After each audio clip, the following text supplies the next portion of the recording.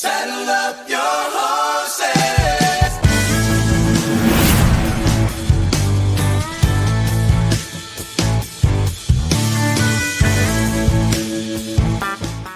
Hitter patter. Let's get at her. It is another episode of the Mainly Broncos podcast, and we are excited because the gang is fully here. And we have a couple good news, obviously. As you guys know, we are doing a bunch of short form in the last couple of months, so make sure you go check that out over there on TikTok, Instagram, of course, the Mainly Broncos YouTube page. So subscribe to that, but also you can check out a bunch of that short form over there on YouTube. Subscribe to the MHRT Network page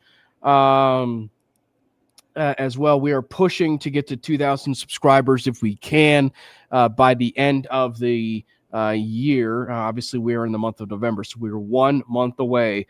But again, it's kind of like PTO at work, that thing will roll over into the next year. So if we don't get to 2,000 subscribers, we'll roll it into the next year and just continue to push it. However, that is like the first good news. The second is, of course, that Brandon is alive. He is here, and he is back from his trip overseas. So first things first, welcome back, Brandon. And you didn't miss anything. You didn't bring any bad voodoo to the Broncos when you left, or frankly when you were here. They were still winning when you were here, and they were still winning when you left. So it wasn't really any bad voodoo. I don't know, man. I was able to watch most of the games, and I think they already had all the bad voodoo. It was sold out. They already bought all of it. So they were wins, but so how was say about that? How was the trip first and foremost? I kind of like where'd you go? What'd you kind of do? That sort of thing. So I went to first went to England, and we went to this like smaller kind of village in northern England, which was cool because I'd never been before to England in general. So seeing like the smaller town, it was like super picturesque, kind of like it wasn't quite coastal, but it was like by this like large river that like ran into the ocean. So that was super cool. And then we went down to London for about 5 days, which was incredible. Saw like all of the kind of major things you try to get to in London. Went to the Tower of London, which was crazy. It was like actually really great, darker than I expected it to be. I didn't like know the history of it. Apparently they did like tortures there, which was but anyway, I did visit the site of the Broncos' horrible game from a few weeks ago in terms of they won though. The visibility of like the NFL in Europe has got to be not great because they keep sending terrible, not even terrible teams. They just had terrible games. Anyway, so saw that. We went to Trafalgar Square. We saw Big Ben, Westminster Abbey. We went to this thing called Sky Garden. So it's kind of like you know about Chicago, the Willis Tower, where you can get like in that glass box and kind of see all over the city. It's kind of like that, but it's like a garden, which was super cool. We went to the Warner Bros. Studio tour, the Harry Potter Warner Bros. Studio tour, which was incredible.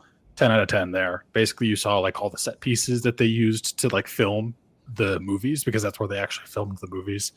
They have a tour in California you can also go to, but it's different because it's not actually like on set. It's not where they were filmed. So that was super cool.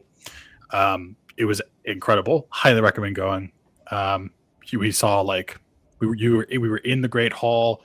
We saw Dumbledore's office. We saw Hagrid's hut, the Forbidden Forest. This is all England.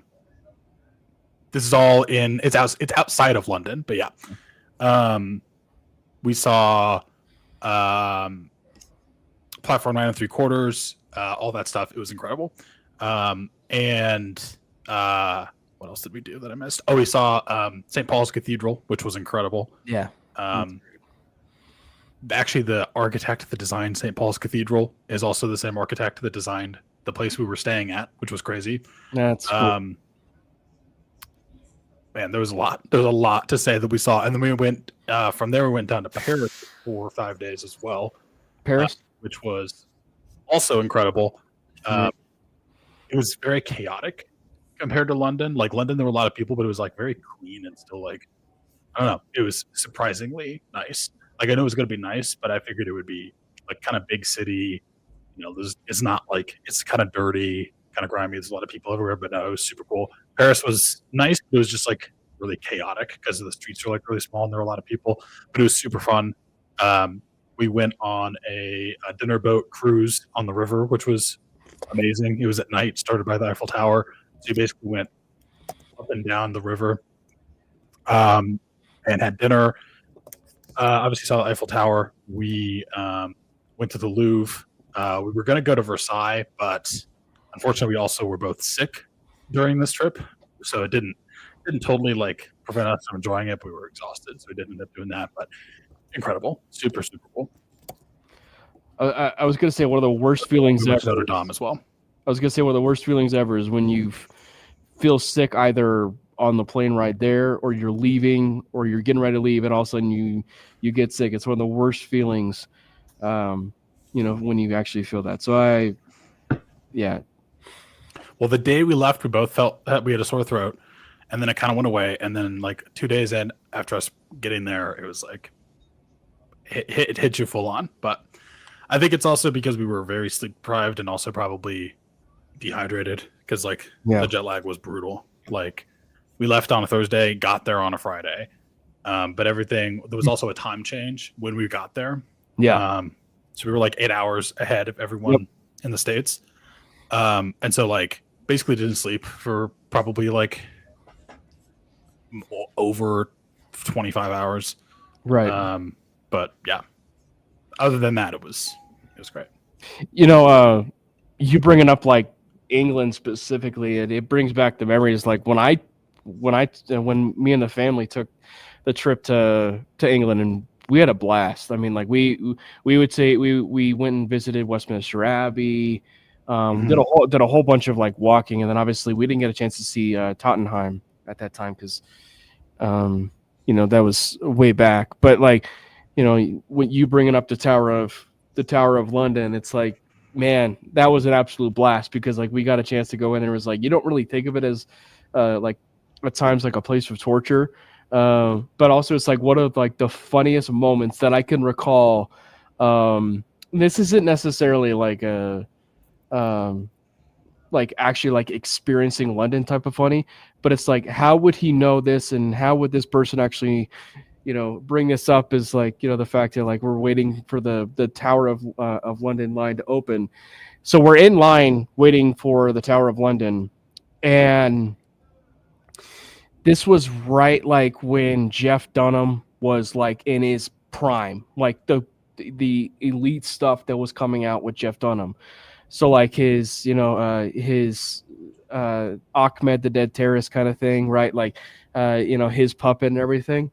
So, and we know that like his famous thing that was coming out was with Ahmed the Dead Terrorist was silence. I kill you, right? Like, and so my mom, my dad, and I are in line waiting for it to get open. I think you mean NQ, but continue. And so basically what happened is they were getting ruckus, like they were getting really loud, like the line was getting really loud, and someone in front of us said silence, like yelled silence, and then someone like in the back crowd, like 10 people behind us said, I kill you. Like, and it was just so random because it's like we are literally out of the country. How of all things, like, does this actually like creep up? So it's just like one of the funniest things. Well, we enjoyed the trip. We also, I don't know if you went to this one, but we also went to the Ripley's Believe It or Not. There's a Ripley's Believe It or Not, like go to that one. place. Kind of fun. We love Trafalgar Square. Loved Trafalgar Square. We actually saw Trafalgar Square is cool. we saw Candlelight. I want to or not Candlelight.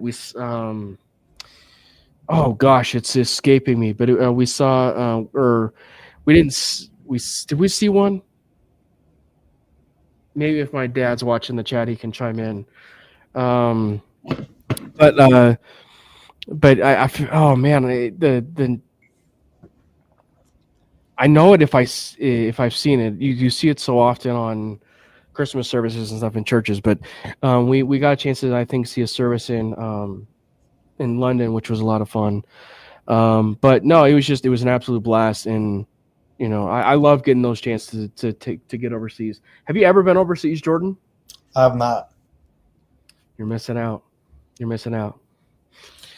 Well, as we said, the Denver Broncos, the Denver Broncos are on a winning streak.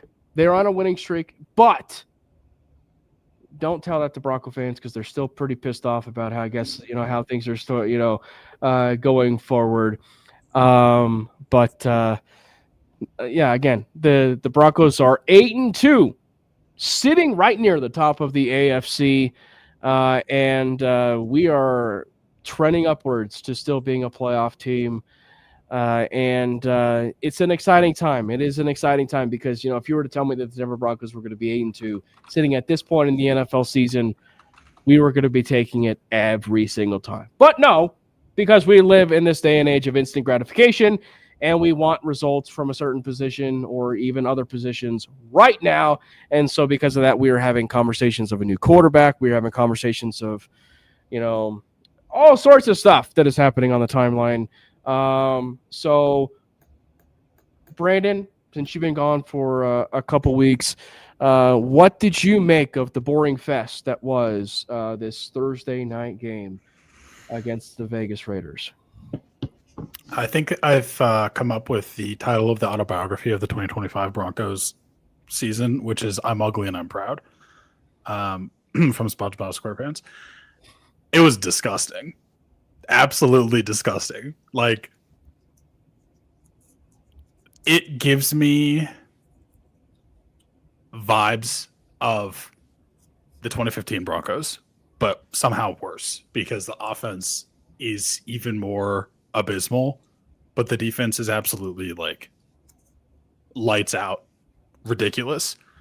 Talanoa Hufanga, I'm just gonna give you a game ball every week. You should be first team All Pro again. Absolutely ridiculous. But my goodness, this offense it cannot get it going no matter what they do.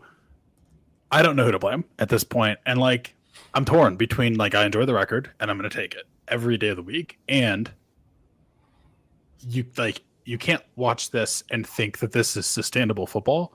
And you also like, you can be as much of a ride or die fan, the record is the record. You can only play who's in front of you as much as you want, but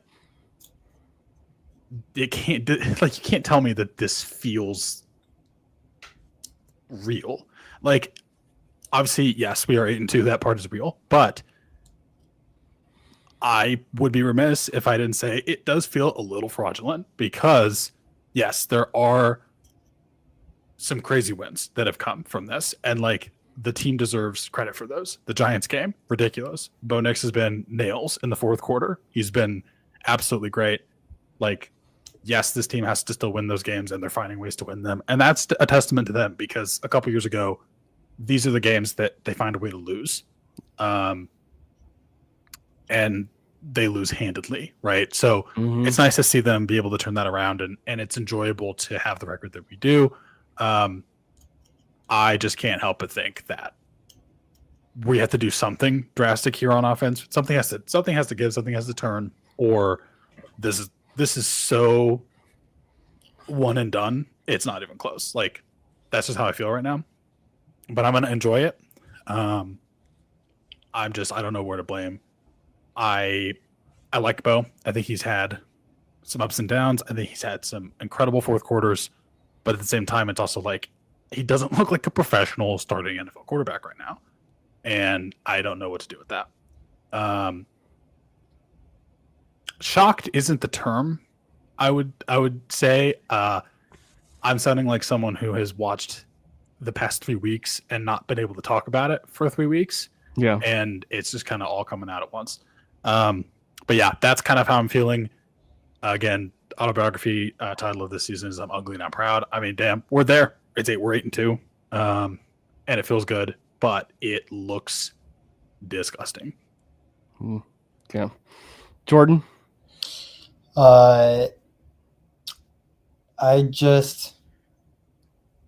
mean, it's funny how we're on Thursday. I'm not like as passionate to get into all the Bo Nix discourse and how dumb it is on social media. But like if we were to do this like after the game or even like on a Tuesday, I would have been red hot on here. But I guess so much time has been passed by that like all the things that have been said are just so comically awful that I just kind of brush it off at this point.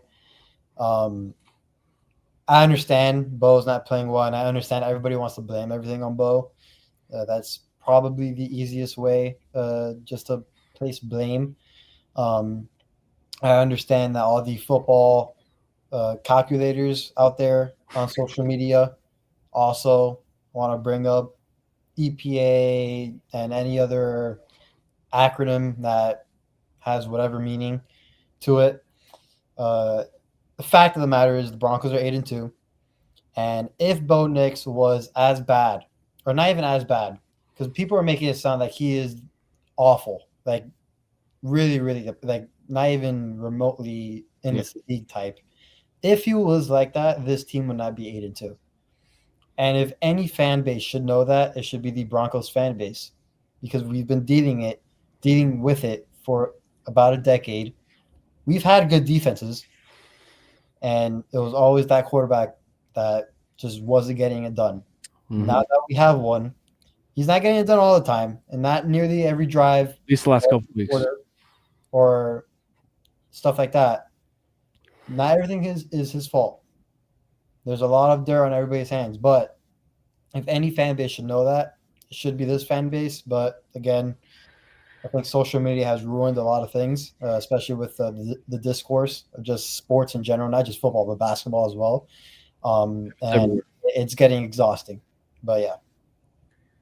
You know, I'm going to stand behind what I said, though, about him not looking like a starting NFL quarterback right now. But you make a good point. Like, this is why I'm torn on where do I place blame with what I'm seeing, because, look, he's just not getting it done most of the time. There are times he turns it on and gets it done, but it's so incredibly inconsistent.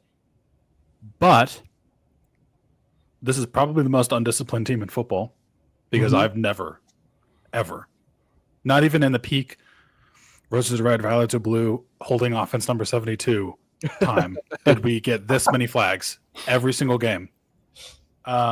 It's actually ridiculous. And also the special teams. You know, and just go home. Go home. Everyone. There were some undisciplined moments. I think at times that they had in a few teams in the past, but it's never been like this. I think that the problem though for me with some of the Bo Nix discourse is when they assume, like they actually assume that he's never been good, like at all. Like he's never been good at all. And it's like, what were you watching last year? What were you even watching during some even pieces of this point this year where there were some highs? Like, what were you watching? Were you just simply latching on to the fact of his draft profile that you've been scouting, or, you know, and that's everything that you've been latching for? And then the moment that negativity happens, that's when it comes up and be like, see, I told you so. I told you so. Like that's where it gets to be so much of a problem, because he's not played well the last couple of weeks, but even then I think he's been good enough. Now, granted, I think the only one where to say it's been good enough has really been that Thursday night game. It's just because that was a pitiful performance. Like that was really, really bad.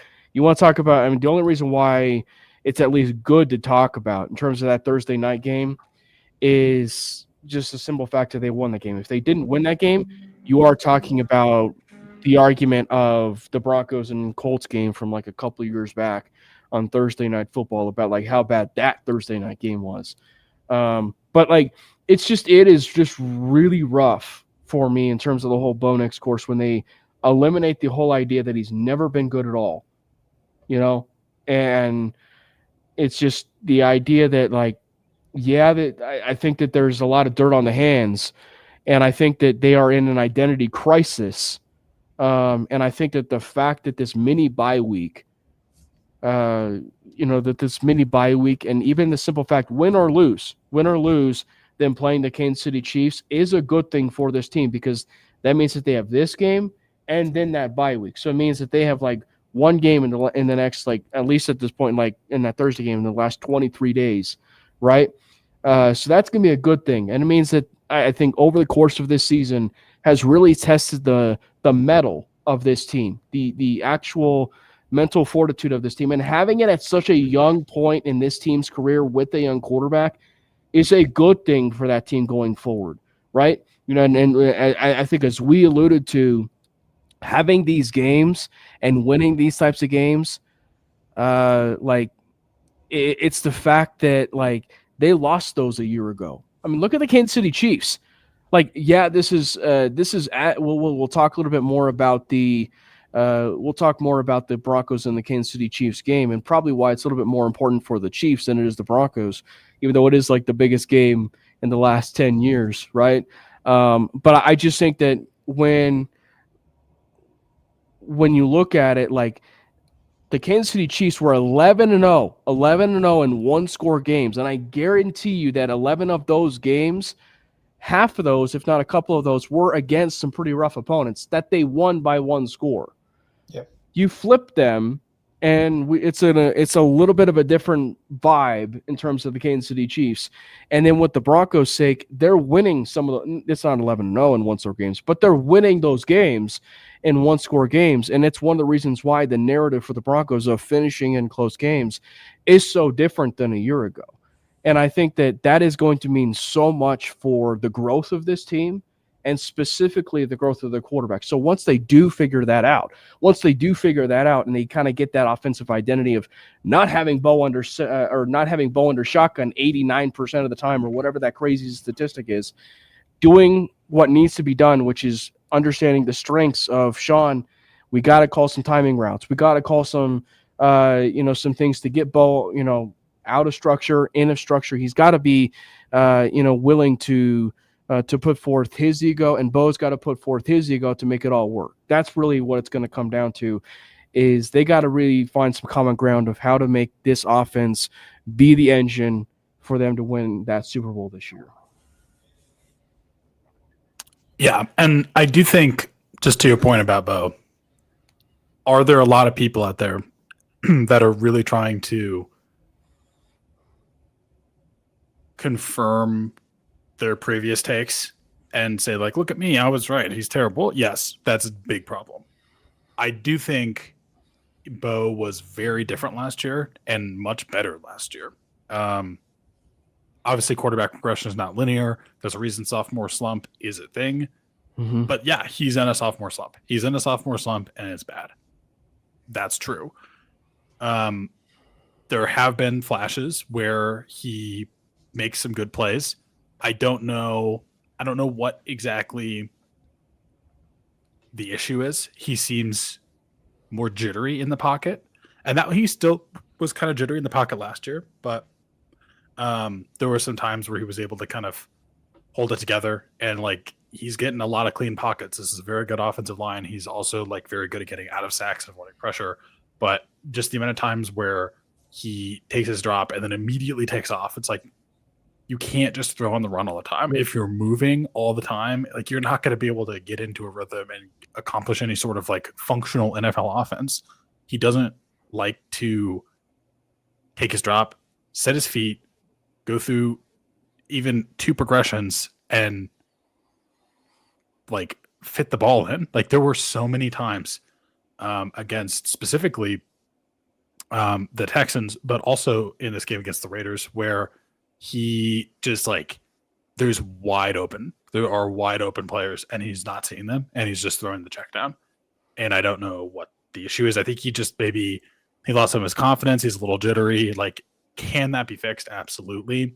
But my point in saying he doesn't look like a starting quarterback right now is this offense does not look like an NFL offense that can function and exist.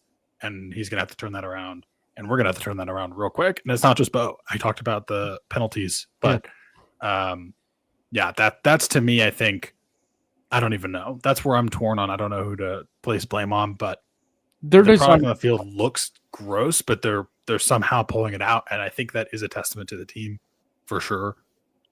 But man, clean up the penalties, do something remotely positive in special teams, and get into a little bit more of a rhythm, Bo, and just take some intermediate passes when they're there for you.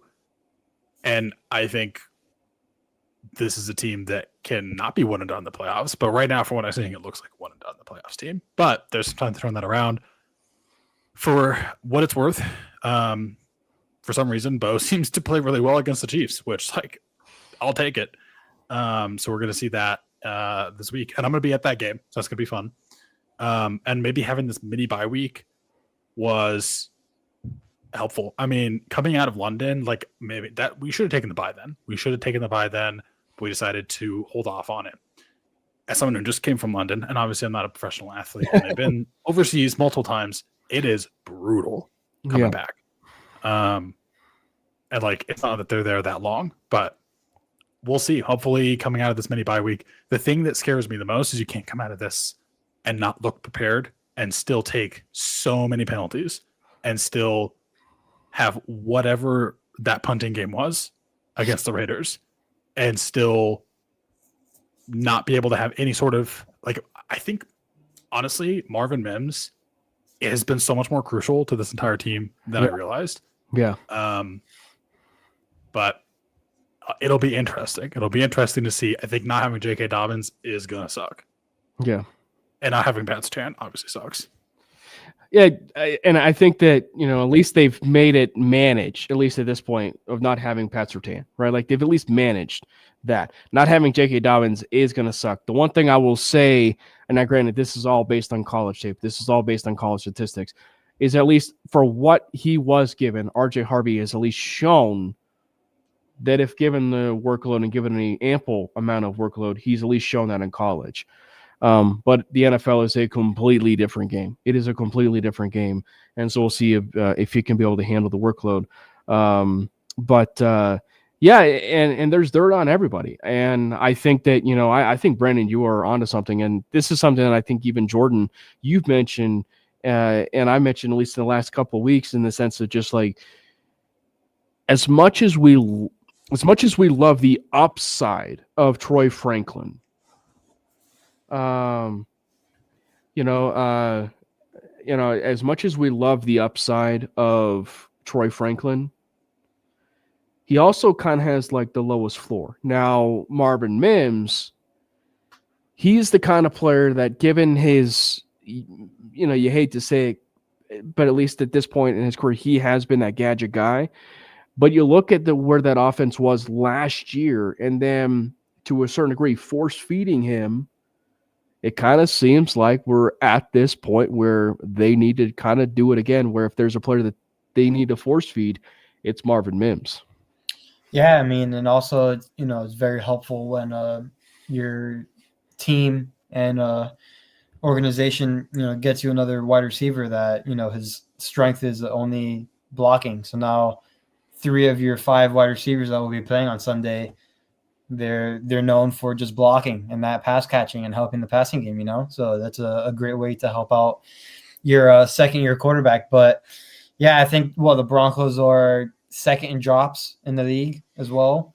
So there's dirt on everybody's hands, and I know people would like to blame it either on Sean or Bo, but it's everybody, between the penalties, like how Brandon talked about, or receivers, veteran wide receivers dropping the ball, Ingram dropping balls. I mean, it's a mess everywhere.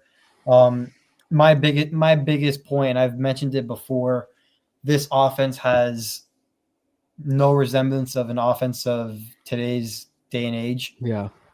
When I see like the Rams play, the Seahawks, I'm not trying to mention all the great teams, but the point I'm trying to get to, and I tweeted it out, the best offenses are always, not always, but they're majority of the time under center.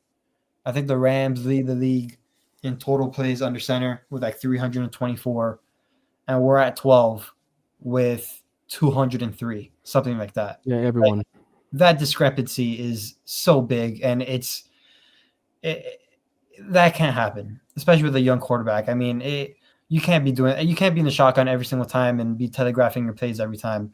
Also doesn't help where last year your best passing concept was dagger, and you never run it now this year to help out your guy again. So there's just so many things that have been bad, inconsistent with this team, and I hate doing it. I love Sean Payne to death, and I'm so happy he's our head coach, and he's going to continue to be our head coach. But he needs to look himself in the mirror, and he needs to pick it up, because I don't see. And I get people are going to screenshot things that, hey, people are wide open and stuff like that. Maybe Nick doesn't trust some of those guys because of whatever reason, but there's a lot more things that I think, and again, just my opinion, and my opinion holds zero weight, but I think there's things you can do to help him out even more. And the funniest thing I always see on social media is people saying that we have an elite offensive line, so Bo should be doing a lot better. And I do think this offensive line is pretty good, don't get me wrong. But this was also the same offensive line, right? This offensive line is graded at an elite level this year, and all they do is praise them. Yet every single time I watch games, right, there's some leaky things about them. But what makes them so good is because of what the quarterback is doing, avoiding sacks and avoiding pressure. Yeah. Because remember, at the same time, this is the same offensive line Russ had, where he took 7,000 sacks, and no one was talking about how great of an offensive line that was. So now, like, since the numbers are different, we kind of shift our opinion and perspective about this offensive line. Don't get me wrong, this offensive line is really good, but a major part of that also is Bo Nix getting the ball out, avoiding sacks, avoiding all that. So it's funny just reading all the discourse on social media and all that. It's comical. I think Sutton was also used on a decent number of those, on some of those dagger routes too. Vele. Actually, I would probably say maybe Sutton a little bit more, but Vele was used on some of them. But yeah, and that's where I think that specifically the last handful of weeks, like, the commitment to the shotgun is really concerning,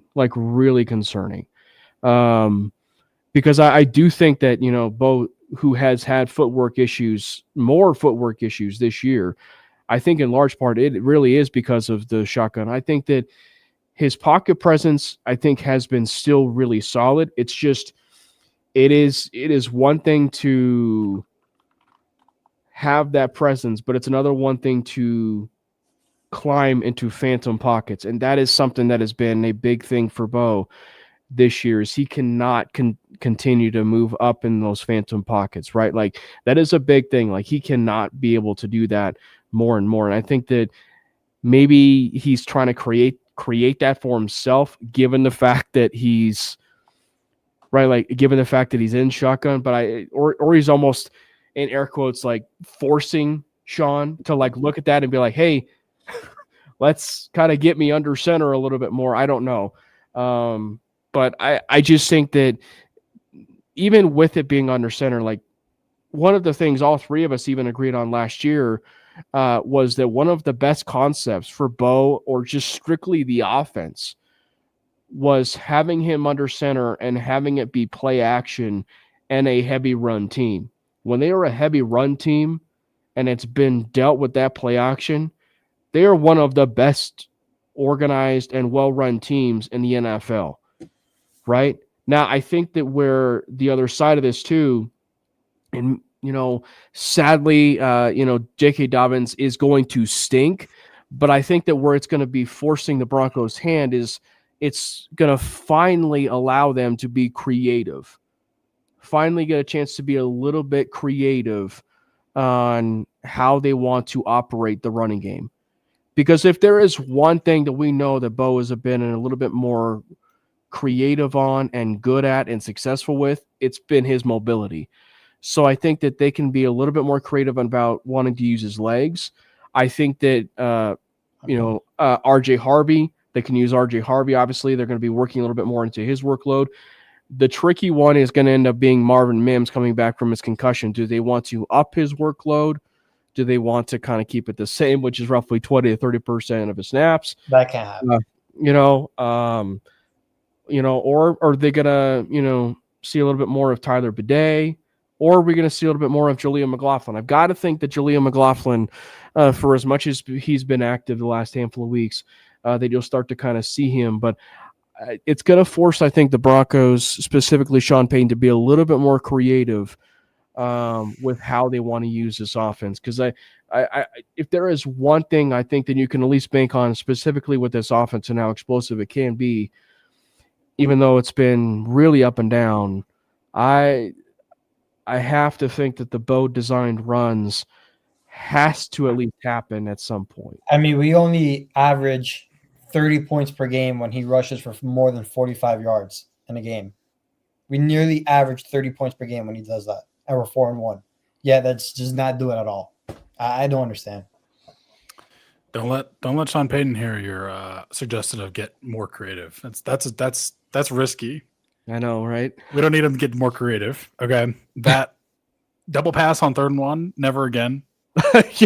Never again. Yeah. It's so unnecessary. Just wash my eyes out with bleach. But I do think you don't get too cute with it. Just have Bo run the ball more. That's all you need to do. No more it's an extension of the run game, screen game all the time. Just do something normal, please. No double passes, no trick, cutesy, stupid play calls. Just call a QB run. Yeah. I don't know, but I agree. I do think that would be helpful for this offense, and I do think that's where you have to go with have J.K. Dobbins. But I am excited to see what RJ Harvey does, and just stick with the basics, Sean, please. Yeah. Yeah. I feel like I'm not trying to I'm not rooting against this team. I'm just trying to call it like I see it, and this is how I see it. I would love for us to win every game the rest of the way and win the Super Bowl. I want that to happen more than anyone else. But I'm also going to be realistic with what I'm seeing, and what I'm seeing is everything I just said. Yeah, so, and Brandon, for the record, I don't care what you think, but whatever. Brandon, for the record, has never been a sky is falling type of guy. If you want, we love Maddie. If you want someone who's pessimistic, we'll bring on Maddie. And he'll really bring the pessimistic vibes down, and that might actually end up being something. But Brandon just, he just has the same, but at least a slightly different view on it, and that's okay. But it's not a sky is falling by any means. You want a sky is falling, mentality. Go to some other people's, accounts where it's solely focused on one problem and one problem only. And we want to eliminate that problem by replacing that one problem. Go there if you want your own doom and gloom, because you ain't going to get it here. Man, it's tiring. I thought I'd be a lot more passionate today going into it, but it's just since days have been passed, and it's just just looking back at it and thinking about it, it's just so stupid. All the things that are being said. I mean, the fact that I even saw a John Mateer mock draft to Denver is insane at 28. It's so dumb, but it's what we are heading to for social media purposes and how people obtain their information. But listen, I'll say it again. If Bo Nix was actually a very, very, very, very, very, very bad quarterback, like how everybody says, he is, this team would not be 8-2 because that quarterback, that position is way too important. And again, if there's any fan base that should know that, it should be this one. But we want to talk about EPA, SPO, AFS, blah, blah, blah, blah. RBs apparently, because that's a new stat. Yeah. Yeah. Yeah. So, Obviously, this is going to be the vast majority of our segment here.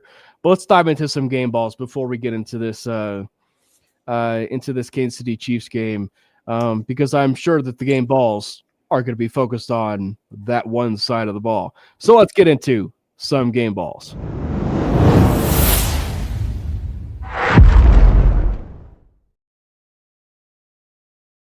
Let's get into some game balls.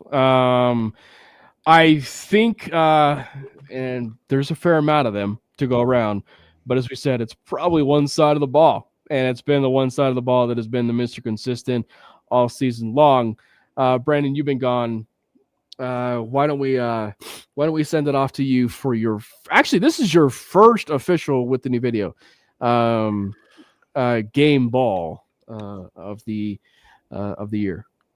Well, instead of doing game balls, we should just do what the Nuggets do and give out the chain to the defensive dog, because the whole team's gonna get it. If I was, I was gonna say, if I'm at my apartment, I could have grabbed like the Super Bowl 50 chain and, gave the Super Bowl 50 chain, if you will, away in our clothes. Well, I already talked earlier about the person I want to give a game ball to every single game, so he's on there. But I feel like I would be remiss if I didn't immediately give the first game ball to Alex Singleton, because dog, man. Prayers up for Alex. That's not something you expect to hear in the news about an NFL player who's 31 years old, but props to him for playing through it. And if you, for some reason, don't know, he found out he was diagnosed with testicular cancer and underwent surgery successfully for it the day after the Raiders game. So he played the Raiders game knowing that he had cancer, which is just, you can't have more dog in you than that. So Alex Singleton, prayers up, but also you're a badass. Yeah, my game ball is actually going to be to Alex Singleton. I mean, the fact that now we know what he played through in that Thursday night game, and he actually played pretty well as well. It's not that he had a stinker of a game. He played pretty well, and he had a tremendous block on DeAndre Tillman's interception, trying to lead him the other way. So yeah, it's Alex Singleton's. I mean, between playing with a torn ACL last year in the game, where I was at, and then knowing about this, I mean, just such a badass. Yeah, man. I don't know how you don't lead it off with that. So Singleton should, and rightfully so, get a game ball for that. And again, prayers up to him. And we definitely have been ringing a little bit of some frustration his way this year with Alex Singleton. But I'm telling you, you sometimes don't know what someone's going through or what they're dealing with. And Bo specifically talked about that yesterday, and it's a phenomenal 3.5-minute video. I did share it on my personal Twitter account, and I don't mean that necessarily from just Bo Nix's side of things, but it's really just about anything. It's when it's about criticism and anything else. And we definitely had our fair criticism when it came to Alex Singleton, but you don't necessarily know what he's going through. And for him to be going through that, playing through that, and then, playing the full game and then having the surgery that next day, you can't tell me that he's that he's soft or anything like that. That is one tough cuss at linebacker. And and as you mentioned, he had that ACL injury last year that he even played through and then missed a handful of games. So rightfully so, the first game ball should appropriately go to Alex Singleton, and we certainly wish him the best in a speedy recovery. And by the way, good news too. I was going to say good news too, that the prognosis from what we've heard is positive too as well regarding the testicular cancer. It's also just a good reminder that this is a game. There's so much more important stuff to life than this game. And again, but Bo Nix talked about that criticism, so go check that out. Seems fitting because of the key block that Alex Singleton did have on this, that we give another game ball to the person that none of us had on our bingo card for leading this team in interceptions, and it would be Dondrea Tillman. Dondrea Tillman probably is rightfully getting a game ball on that. And it's obvious that this guy played either running back or tight end or some playmaking position in his past life, because he has still got it. He has still got it. And, he's got some explosiveness to him, man. Like, again, that is like the second time on both of his returns where I thought this guy's going to house this. The moment he broke off from that tackle, bounced off the tackle, I thought, okay, he's gonna take it to the house, and he didn't. So that would be another game ball, of course. Would be Dondrea Tillman. Talanoa Hufanga, come on down, man. Just every week you're getting a game ball. Every week. Just I'll purchase all of the shipping labels and everything and just send them out all at once. Dude is just an absolute baller. He has been probably the most impactful free agent signing we've had. Definitely the one most impactful free agent signing we've had this year. I would say is the most impactful free agent signing we've had since Zach Allen, which was 2.5 years ago. So I mean, it's been a little bit. He has just been every bit the All-Pro Talanoa Hufanga we saw in 2023. He is a menace. He's incredible. He just makes every play you could imagine. He is clearly the he's backing up chess his piece in the backfield. Yeah. He's the chess piece in the in the defensive backfield. He does everything. At every single week and every single play, he gives it his all, and it's just so much fun to watch him. That sack he had on the Raiders was incredible. He had a play, I think it was against the Giants, where he literally does everything you could possibly imagine to stop on this run call by the Giants. He's identifying the play. He's leading guys on the defense. He's getting them in position. He's following the ball. He's cutting around the edge, and he goes up and makes the tackle. It's just incredible. He's an incredible player, and he's going to be an All-Pro again, or he should be an All-Pro again this year. We say it every week, and even Brandon, when you've been here, we say it every week. We don't knock or we don't throw around these comparisons all that often when we, say greats, but it's so easy to see Troy Polamalu when you watch him play, right? I'm not saying his whole career that he's going to be this way, but that he plays so much like him. The hair on fire, aggressive. He's but also he's got the quiet demeanor when you talk to him. To a certain degree, it's almost like Brian Dawkins, right? He's the absolute Weapon X on the field, but you get him off the field and he'll pray for you, right? The perfect example, right, is the Stroud game, right? Where, Chris Abrams-Drain had that legal hit on CJ Stroud. A very physical game. And then he's out there praying over him, right? Praying over, CJ Stroud immediately in that moment. So it's just one where he will let you know about it with his style of play and leadership and physicality, but he'll also pray for you 2 minutes later. So it's just he is just the appropriate enforcer for this team. And something that Jordan and I talked about last week when we said that the two enforcers that were on this team that really set the tone of it really has been Dre Greenlaw and Hufanga. Yep, I couldn't agree more. And my last game ball is no other than Zach Allen. It's getting hard to describe his play this season. Remember when, granted, I said it, Jordan, in our PO chat, but it was like he was kind of quiet there the first, was it 4 weeks? And yet he's leading the NFL in QB hits.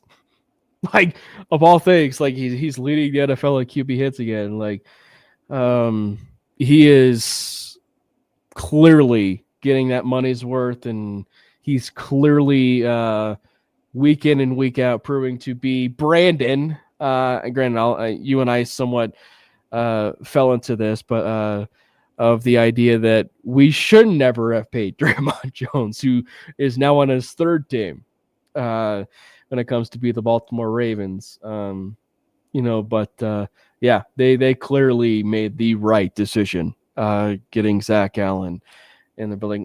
The other game ball I feel like is a guy who been kind of absent the last handful of weeks, and he got back into the sack category with his pressures, 8 pressures, and that would be Fortnito, Nick Fortnito, or I should say Nick Benito. He got back into his sack groove and continued to prove why he is one of, if not the best, pass rushers in the entire NFL at this point. He and Jonathan Cooper have the quickest get off in the NFL, and that is not something from a Broncos fan. That is statistics that are backing that up. I mean, they were in the top 5 of the quickest get off in the entire NFL, and he proved that.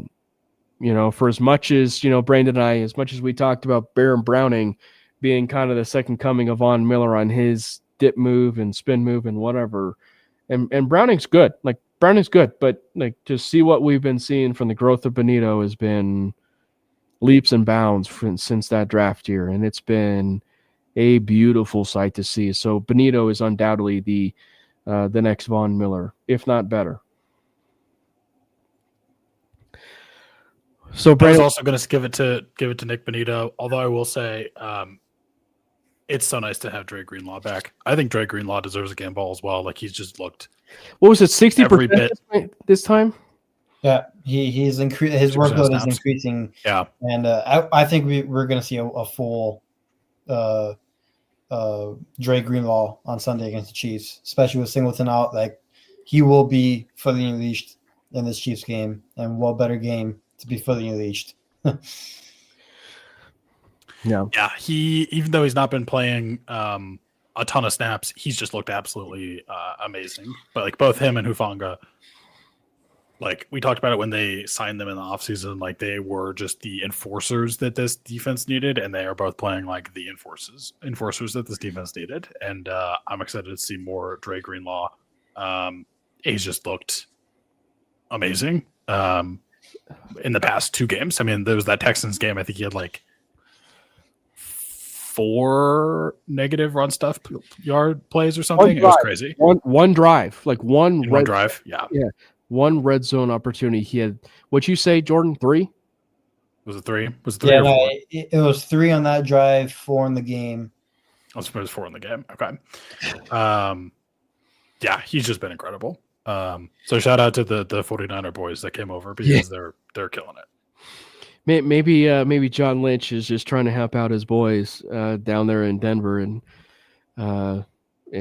sending them their way. So yeah, kudos. I don't know. Maybe that means that Juwan Jennings is going to end up being a Bronco next year. He is a prototype Sean Payton type of wide receiver, but it's okay because we have little Jordan Humphrey back in the building. So who needs a Juwan Jennings on this roster, right, Jordan?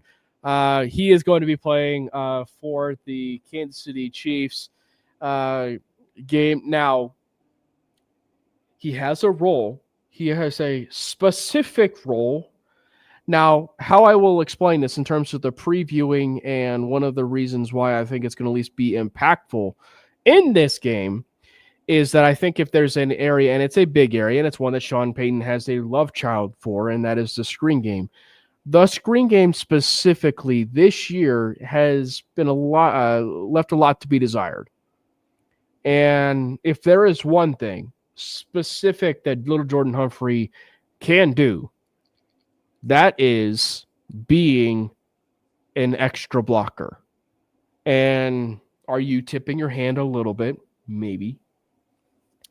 But I think that the screen game has probably been so bad that Sean needed someone he can trust back in that building. And sadly, yes, Jordan, it is little Jordan Humphrey. So, I mean, he will serve a purpose, I think, in this game against the Chiefs.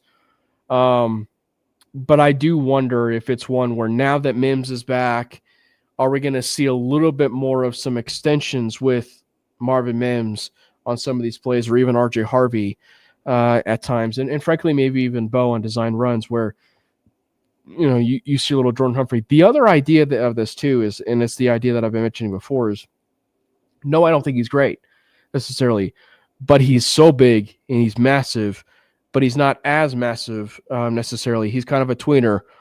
Maybe they kind of convert him to a little bit to a tight end, and maybe is that suggesting that they don't like what they see from Mercedes Lewis? I don't know. He is like 41 years old. He's older than me. Like he's pretty close to AARP territory. So I do think the move was at least needed from that regard. But it's one where the plays you ask him to do, he's not really consistent with it. Yeah, it amazes me that, like, what the Bears do for Caleb, you know, he has like DJ Moore, Adunze, Luther Burden. They drafted another first-round weapon in Colson Love. Then he has Cole Kmet. And then we're here. We're like, we're not going to trade for Waddle. We're going to give you little Jordan Humphrey. We're going to give you Pat Bryant and Trent Sherfield, which all three of their main strengths are blocking. And then we're going to give you Cortland Sutton, who's been non-existent these last few games. And people are going to say, yeah, they've been doubling and all that. Real wide receiver ones still produce, even though they're getting doubled. And then a Troy Franklin that has been up and down a bit, but again, the standard with him has gone a little bit too far as well. And then now with a Marvin Mims coming back, where we're nearly not going to play him enough where he should be.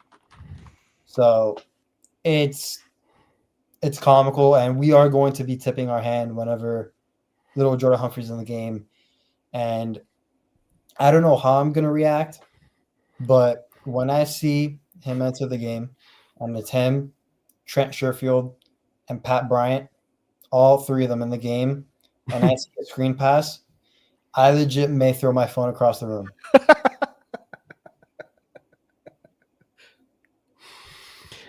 I do think Pat Bryant is coming along, and I think that you are going to see more of him in year two. But I think that it's one where, like I said, Brandon, he has a role, right? Like it's obvious little Jordan Humphrey has a role with this team, and it's something that specifically this team has missed. That, yeah, Sean does love his screen game, but if there is an area where this team is really lacked, is that perimeter blocking, and the perimeter blocking has been really, really bad this year from an execution standpoint. I actually think Pat Bryant has looked pretty decent in the limited times he's been played. I mean, Jordan, plug your ears, but yeah, I mean, he's a rookie. He's not going to be lighting the world on fire. But I think I didn't love the pick at all when we took him, and I'm like, okay, I kind of see the vision. He's not there yet, and like we clearly need more weapons on this offense, clearly. But I don't hate him as a developmental depth guy. You could argue. I was gonna say you could argue he just needs more opportunities, right? Like you could actually argue he needs more opportunities. Hey, we need explosive playmakers, not blockers. I'm tired of it. He converted 2 third downs in that Houston game. Okay, he did. I mean, He did, and also I do love how everybody was floating the boat on their on the 40-yard pass, even though it was Bo Nix that was the one that got him open because when he scrambled, Pat Bryant's defender decided to say, "Hey, Bo's a real threat with his legs. Let me go get him," and then leaves Bryant wide open. you're a hater. What I don't understand how people like Bo literally got him open. I don't understand like the love with that. It was a great play. Like it was a great play though, and good on them. I actually don't think this rules them out though. Still being a little bit aggressive for a wide receiver more They and more. need I and so looking at this Chiefs game, this is undoubtedly the biggest game. This is undoubtedly the biggest game that the Broncos will have had in 10 years, frankly, since 2015. And relatively speaking, the Broncos, I mean, from a divisional side of things, this was a big game. But from the Chiefs side of things, they need this game bad. Like so there's far more urgency on their side than it is ours to a degree, even though I think there's urgency all across the board. Right? Because like the Chiefs want to prove that they are still in this thing. If they lose this game, boy, the narratives of where the Chiefs are probably as a franchise and roster and everything, it's going to be the worst it's been since that Alex Smith in 2015 year. It's going to be worse than it had been at that point. Real quick, as long as we're talking about explosive playmakers, have you guys watched Jordan Tyson at Arizona State this year? Yep. Yeah. And we will not draft them. He's going to go probably in the top. Let me dream. Okay, let me dream. Bro, we can dream together. Yeah. It's okay. That's all I had there. Mainly Igbuka took a pretty significant hit this year. Let's talk about it. But yeah, I think that, this is a must-win game. Yeah. Like this is a big game. And I think that the fact that it's at home should at least give the Broncos enough confidence, right? Enough confidence going into this game. And I think that mini bye week is at least good for them to where they can reset themselves, maybe kind of gather themselves a little bit offensively. And, for as much as things do kind of get discounted a little bit with the fact that, the Broncos won that game 38-0 against the Chiefs, against backups and everything, but they clinched a playoff spot in that game. It's going to be one where, I think that the Broncos are going to be viewed, I would hope, at least a little bit differently. If you see a little bit more of a confident. Let me ask you this, and I don't mean to go a little bit too much onto the Bo Nix stuff. Say the Broncos lose this game, and Brandon, I'll ask you first. Say the Broncos lose this game, but Bo looks incredible. Like the best probably he's been since the Dallas game. But they lose this game. Or if the Broncos win this game and it's roughly the same Bo Nix that we've seen so far this year, how are you feeling?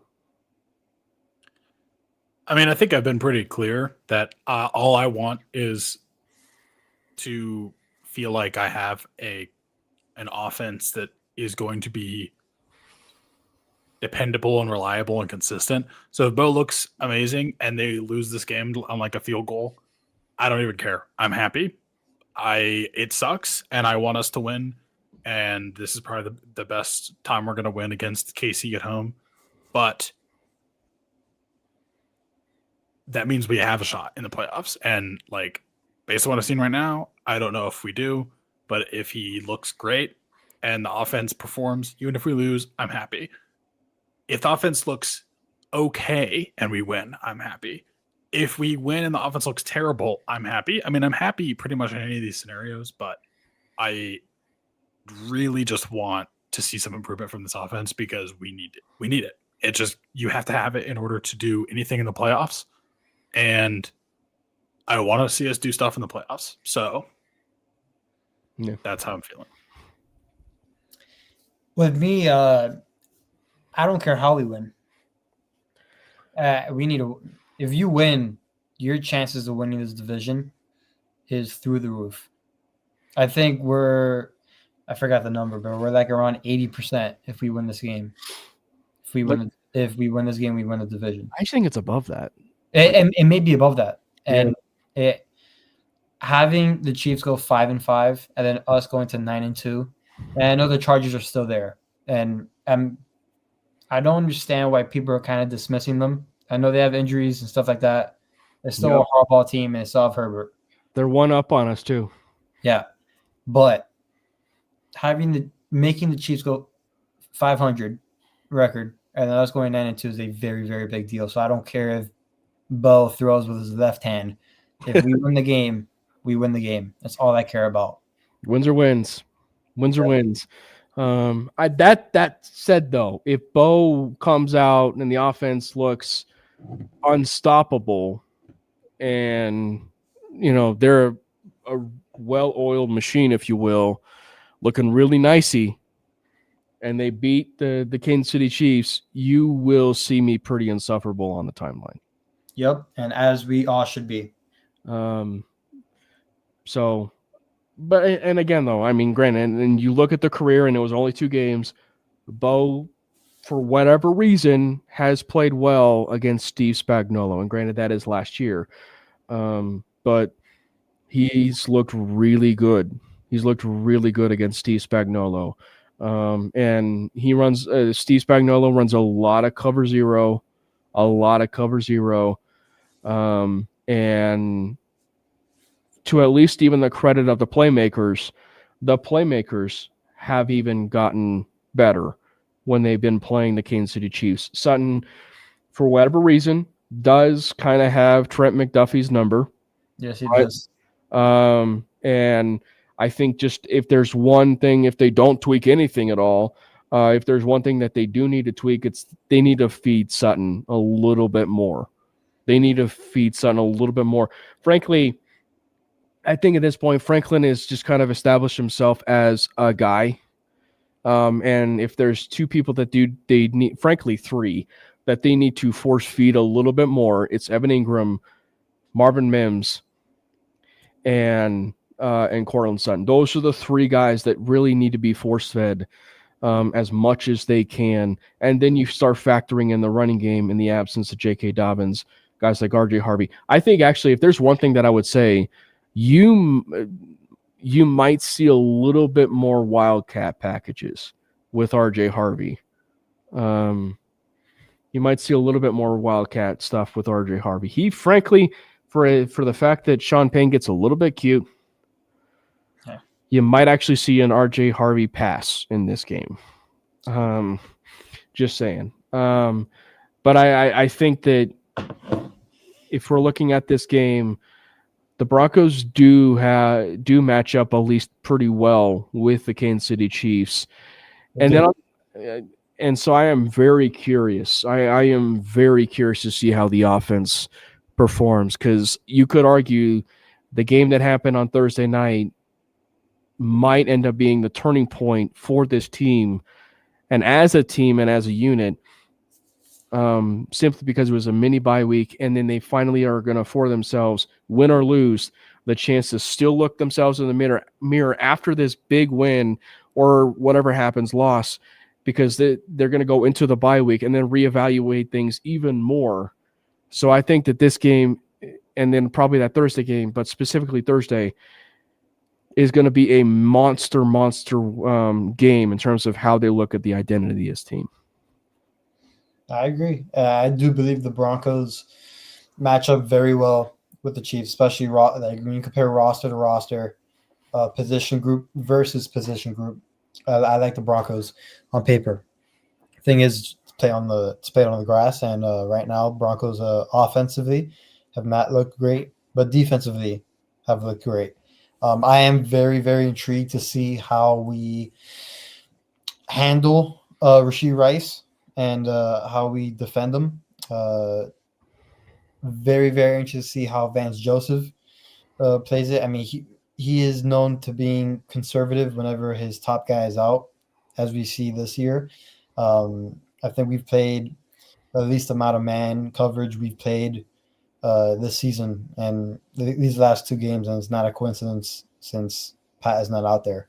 So very, very interested to see what Vance has in his bag against the Chiefs. I know he's been pretty good with the Broncos playing against the Chiefs and going up against Andy Reid and stuff, but not having PS2 is going to make a difference, and he does hinder his play calling a bit on that. So again, I think Benito will have plenty of chances to get to Mahomes, as so is Cooper, Allen, and everybody else. But Has Simmons practiced this week, the tackle for the Chiefs? I'm not sure. They said he was supposed to be back at some point. I know Pacheco's not playing, right? Was a Worthy didn't even practice today either. That's interesting. But yeah, Pacheco didn't practice. Are you trying to find it, Brandon? All I found so far is a quote that Andy Reid said that he's going to practice. Hmm. He was on the practice field today. Nope, yesterday. Okay. So he might. So either he's going to be refreshed or he's going to have some dead legs, one of the two. But not exactly. And I mean, if you're a Chiefs fan, you probably want him there based on the defense line that you're playing. But you're also asking him to go into a really rough situation. Yes. For his first game back going up against that defensive line. So, yeah, it's going to be priority one is they have got to get to Mahomes. To a degree, it's like they have to be able to bottle him up and keep him in the pocket. I think Mahomes is going to end up getting his because it is Mahomes, but it's just you've got to be able to bottle it and eliminate the big play. And because of that, you've got to get to him first. And then, dare I say it, I know he's, nearing the same age as us, Brandon, but like, if not a little older, but or getting there older, if you will. But you got to still stop Travis Kelce, because he's the type of player that, like, the moment you lose sight of him is the moment Patrick Mahomes finds him in the middle part of the field. So, how old do you think I am, man? Travis Kelce's way older than me. He's 6 years older than me. What you talking about, Willis? But yeah, real quick, Josh Simmons was a full participant yesterday and today. Nice. Xavier Worthy was limited today. Pacheco didn't practice. Karlaftis was limited. Karlaftis. Okay. Yeah. So, but it's going to be interesting to see how the Broncos defense kind of handle this, because based on where Kelce is in his age, Barron, I think, would be the right guy for that and suited up for him. But also, if we are seeing a little bit more of an uptick in Dre Greenlaw's workload, right? Yep. I could see being the trio of something that I wanted to see for a little bit, and that might be a trio of the tight end killer, which is Jade Barron, Dre Greenlaw, and then Talanoa Hufanga. I think that those are going to end up being kind of the trio of there. But I think that Hufanga specifically is going to be manning that middle part of the field. If there's something that happens in the middle part of the field, if Greenlaw's not getting it, Hufanga's getting it. So I think it's going to be a very interesting thing to monitor for that. Yeah, and then offensively, are we going to go away from the run when you're averaging 4 yards or 5 yards per carry? Are we going to get under center and look like a real offense? Are you going to get your playmakers involved when you should? Are you going to help out your quarterback when you should? Are you going to play Marvin Mims more than 20% of the snaps? I mean, there are a lot of questions that need to be answered on Sunday with this group. I have no idea what to expect from them. Are you not going to false start at home with no crowd noise when you're on offense? Are you not going to hold when it's not like? There's just so many things for the offense. Are you going to hold on special teams when you're actually the kicking team and not the, the return team, or just in general? Like, are you going to catch the ball? Are you going to catch the ball? By the way, Josh, the answer based on this roster, I would say Colston is Sutton, Sproles is Harvey, and Ingram, for what they signed him to be, should have been the Jimmy Graham. We just haven't seen it yet. Well, they're playing in those roles, but they're not in the same stratosphere. No. But I think if you're looking at this team, those are the three. But I also think they're like, of the three that need to be force-fed the ball, it's Ingram, Sutton, and Marvin Mims. Marvin Mims might end up being your Darren Sproles, if we're being completely honest, depending on how they wanted to use them. And by the way, they are playing in their offense too. Like, I'm talking about 2012 offense, because this offense is not a 2025 offense. So, yeah. But so looking at this game, the score, everything,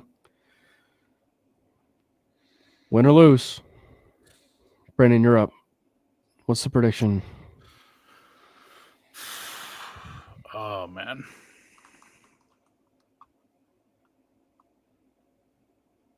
I don't know. Does the winning? I'm going to say that come to an end. Does the winning streak come to an end? This is a good defense, man. Unfortunately, not having Surtain is going to suck. Not having J.K. Dobbins is going to suck.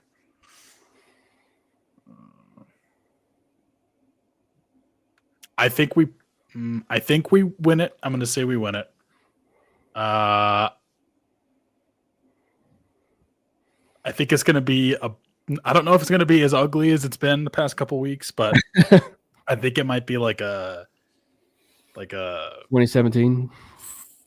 Yeah, 2017, 17-14 kind of scenario. I don't think it's going to be like a 10-7. But I'll say 17-14.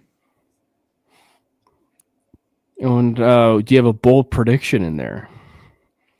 Oh, Talanoa Hufanga is finally going to get his interception. He's tried so many times the past few weeks. He's going to get it. He's been close. Underrated. If the Broncos can force a few turnovers in there, they will have an even better chance to beating the Chiefs.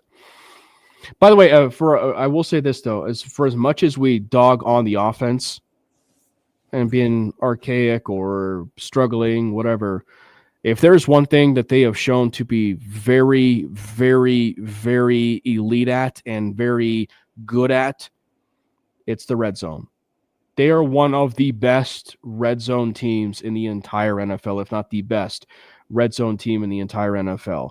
So if there is a flipped of field position or they get into the red zone, more often than not, points will be on the board. The question is just, is it a touchdown? Is it a field goal? Whatever. But for as much as we dog on them, they are one of the best teams in the red zone. On both sides. So, what about you, Jordan? You think it's going to be a bit of a tight one? It'll be a one-possession game. I have the Broncos winning 27-20, and my bold prediction is Bo Nix has 3 total touchdowns and throws for 260. Throws for 260. I will say. I think the Broncos do. I think the Broncos will split with Kansas City this year. I'll just say that. I think the Broncos split with Kansas City.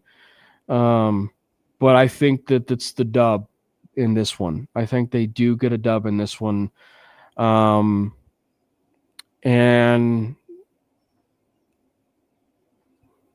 I think it's going to be a pretty close one. I think it's going to be a pretty close one. I think it's going to be one where I'm going to say 30-20. I'm going to say 30-20, but I'm going to say there's a preface on this. I think it's going to be close for a period here. And then in that second half, the offenses are going to be moving the ball fairly decently, but the Broncos are going to be into field goal range where it's going to be 21-20 or something. And you're going to see a field goal that gets it to be 24-20, and then a 27-20, and then a 30-20. That kind of gets it to be the 30-20. But I think that the offense kind of performs and a little bit. And I love the Bo Nix 3 touchdowns, but I think it's going to be 3 passing touchdowns. I think it's going to be 3 passing touchdowns. I do think he throws for a little over 250, and I think he adds some rushing numbers in there as well. For as much as I said that he would total 300 yards, what is about a couple weeks ago or 3 weeks ago, I think this is finally kind of the game where I think we might actually see the Bo Nix of what we've been able to see, or should be seeing, if you will, which is his legs being involved a little bit, to where, you know, he might be close to the 300 total yard mark, if you will. I think the point I'm trying to make, though, just in terms of numbers, bowl predictions, whatever, I think we see a much better Bo Nix than we've seen in the last at least couple of weeks. Whatever that happens, win or lose, I think we see a much better Bo Nix than we've seen in the weeks prior. I like it. I hope so. Well, the good news is, everyone, it is dubs all around. It is dubs all around, and that means that the Denver Broncos will be going, if it happens, an 8-game winning streak. But you know, it's going to be a good game all around, and I think that it's the Broncos are going to play tough against Kansas City. I think they're going to play tough. Thank you, everybody that hopped in the chat. Thank you to everybody that has been supporting this Mainly Broncos podcast. We have been doing a bunch of short form, as we've said at the top of the show. We've been doing a bunch of short form. It's popping off over there on TikTok. So make sure you go follow us over there on TikTok, and actually as of recent, Instagram. So make sure you go check that out over there on Instagram. Like us on Facebook. We're kind of in and out, whether we've been sharing shows over there on the MHRT Network page over on Facebook, but like us there over on Facebook at MHRT Network. Subscribe to us over there on the YouTube channel for MHRT Network. We also have a Mainly Broncos YouTube channel. So subscribe to the Mainly Broncos YouTube channel. We do a bunch of those short forms over there on that YouTube channel. And of course, we've been going live too on all the X Twitter accounts for both Brandon, Jordan, and I, and as well as the MHRT Network page. And that is Brandon Miller PO, Jordan T. Lopez, at Cameron Parker PO, and at MHRT Network over there at the X Twitter platform. You guys are the absolute best, and it is only appropriate we end with, of course, the biggest Go Broncos chat in its history, at least to date. Let's go Broncos! God bless Bo Nix! Fast lane when I pass in the street, bag of money in the passenger seat. Tempo's been asking for me on the road from the west to the east. Way up, I might never come down, 'cause